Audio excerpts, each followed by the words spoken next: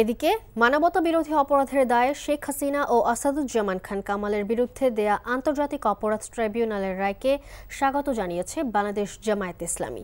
আন্তর্জাতিক আইন মেনে বিচার কাজ স্বচ্ছ ও নিরপেক্ষ হয়েছে জানিয়ে দলটির সেক্রেটারি মিয়া গোলাম পারওয়ার বলেন, এই রায়ে প্রশ্ন তোলার সুযোগ নেই। পিলখানা, শাপলা চত্বর আরও বিচার প্রক্রিয়া তো সামনে আছে।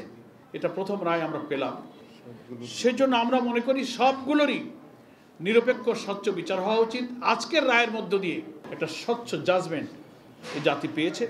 আমরা দাবি করব তাদের অবশ্যই বাংলাদেশে ফেরত দিতে হবে এবং আইনের কাছে তাদেরকে সোপর্দ করতে হবে।